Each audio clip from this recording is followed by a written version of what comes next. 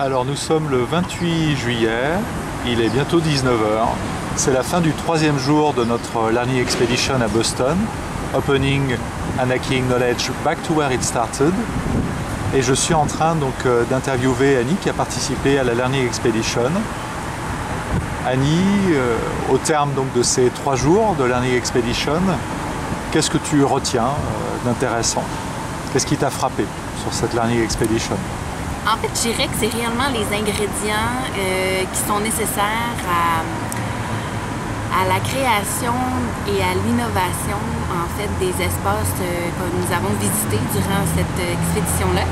Donc que ce soit le CIC, que ce soit la comparaison entre le MIT et Harvard, que ce soit vraiment des espaces les Fab Labs, les Makerspace qu'on a également vus.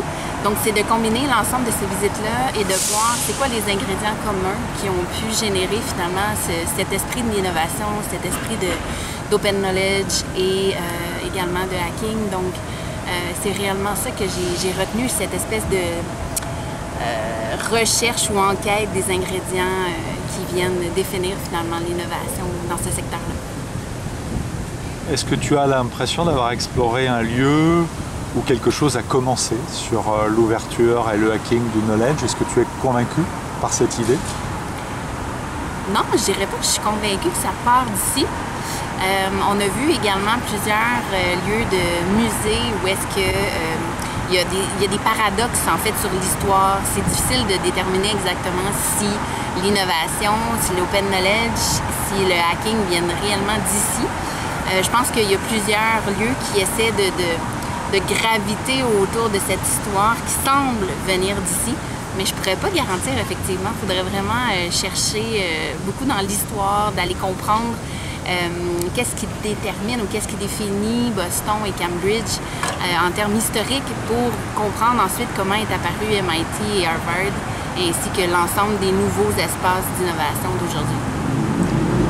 Si tu devais retenir une anecdote, un moment, peut-être une rencontre de cette Learning Expedition, tu aurais envie de dire quoi dans le cadre de cette vidéo? Tu aurais envie de raconter quoi comme moment fort de cette Learning Expedition? Alors, mon moment fort durant le Learning Expedition à Boston, c'était réellement la rencontre au WIS Institute. Concrètement, on a eu la chance de rencontrer vraiment une sommité dans le milieu et on ne s'attendait pas du tout à ça. C'est vraiment justement ce qui fait partie de l'expérience en soi des field trips, où est-ce qu'on a pu improviser tout au long, puis celui-là était planifié, mais en fait, il y a eu aussi place à l'improvisation, dans le sens, à la surprise, je dirais, où est-ce qu'on ne s'attendait pas nécessairement à rencontrer Donna Lindberg lors d'une conférence finalement très très privée sur le WIS Institute et de comprendre ce nouveau modèle d'espace, de centre de recherche, où est-ce que l'innovation et la créativité est vraiment, disons, libre au niveau des chercheurs. Donc, ça a été vraiment la plus belle rencontre de l'expédition. Alors, l'expédition était basée sur des choses qui étaient planifiées et des choses improvisées. Il y a une méthodologie émergente derrière cette Learning Expedition.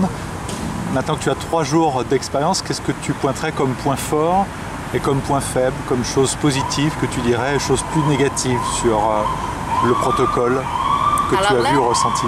Alors là, je peux dire que l'expérience en soi du field trip avec le Learning Experience m'a vraiment sorti de ma zone de confort au début, puis je me posais un peu la question où est-ce qu'on s'en allait avec ces déroulements de programme-là. Puis finalement, j'ai vraiment adoré l'aventure, donc d'aller cogner aux portes, de rentrer dans un édifice, de tenter de rencontrer quelqu'un à l'improviste, puis on a réellement eu énormément d'opportunités qui se sont présentés. On est allé rencontrer une personne qui travaille chez Google, on est allé rencontrer que ce soit le fondateur des Fab Labs avec le Center of Bits and Atoms.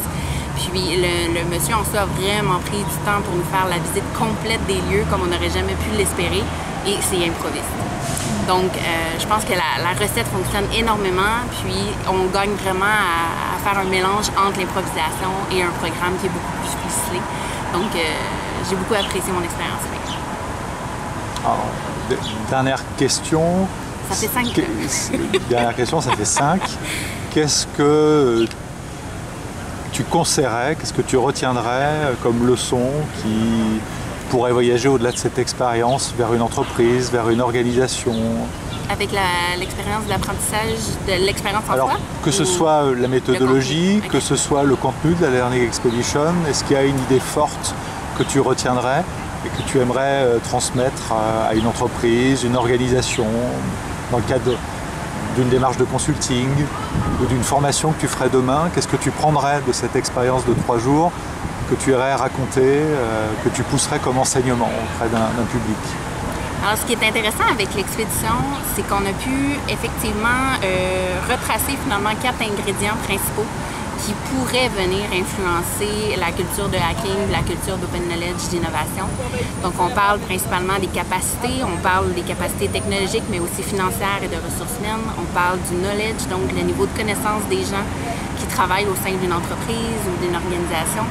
On parle également de la culture, mais aussi de la vision du dirigeant. Je pense qu'on a vraiment eu plusieurs exemples qui nous permettent de se poser la question si effectivement la culture qui est en place, la place à l'innovation puis à la liberté de créativité, si ça vient vraiment du dirigeant.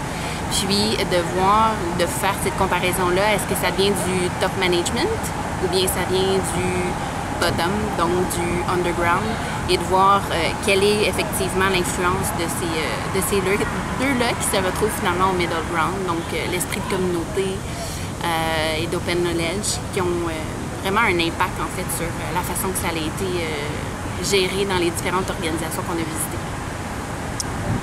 Merci beaucoup Annie, on espère te revoir bientôt pour un autre événement à Montréal ou ailleurs. Oui, avec plaisir. À bientôt.